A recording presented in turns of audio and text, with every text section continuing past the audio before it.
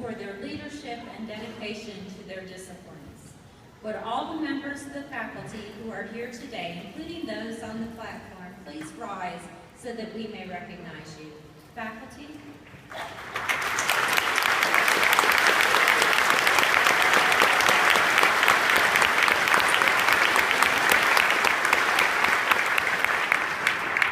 Thank you.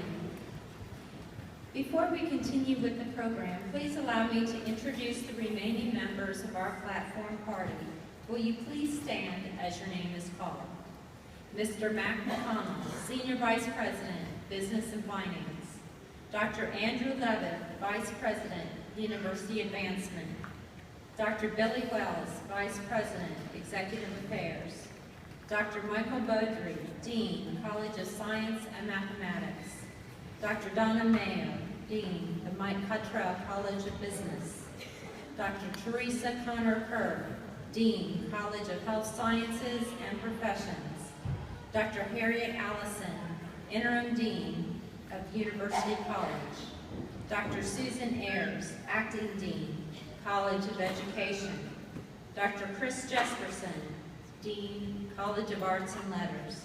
Lieutenant Colonel Gregory McMahon, Executive Officer of the Department of Military Science. Mr. Phil Collins, Associate Vice President, Alumni Relations and Annual Giving. Dr. Brian Corrigan, Department of English and Reader for today's ceremony. Please join me in thanking these individuals.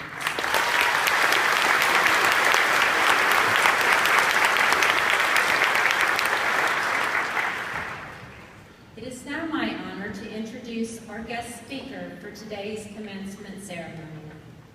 A native of Atlanta, Mrs. Lynn Jackson has more than 30 years of clinical and administrative healthcare experience. She is an RN with a bachelor's degree in nursing from the Medical College of Georgia and a master's degree in healthcare policy and administration from Mercer University. During her career, Mrs. Jackson has held a number of healthcare leadership roles, including Vice President of Nursing at Georgia Baptist Medical Center and Administrator of Meriwether Hospital and Nursing Home. She is currently the Administrator of Northside Hospital Forsyth and has led that facility and its staff through a decade of unprecedented growth.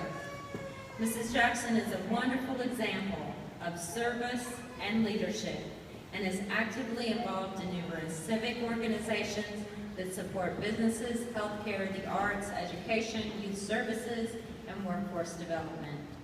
Additionally, she has previously served as a trustee for the university's philanthropic foundation, which works to fund student scholarships.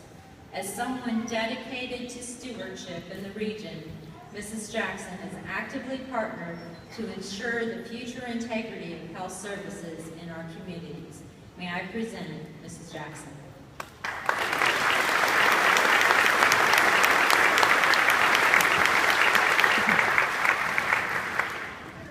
Thank you so much for the opportunity and the privilege to join you here today. Thank you.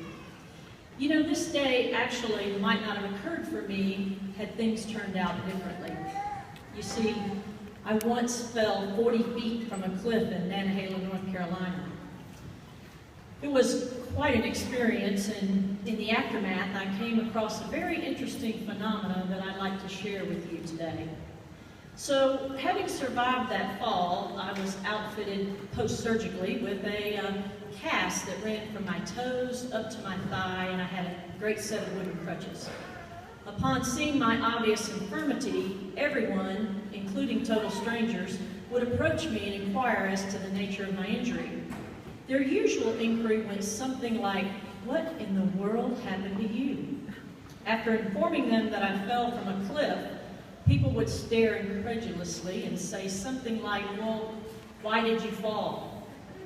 My obvious answer was that it was not a purposeful fall, but rather an unfortunate accident. But how, they would insist, did you fall? I said, well, one minute I was talking with someone about the lovely view, the next minute I was the view. So people were not really amused though, nor were they ready to give up. "No, really, how did you fall?" they would cry.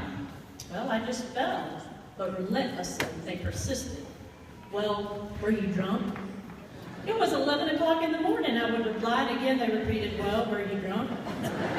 No, I insisted. So they'd say, well, was something chasing you? No, unless bad luck can take legs and run, then no, I was not being chased. On and on the questions came. It was clear that my true story of accidentally falling from a 40-foot cliff just would not do.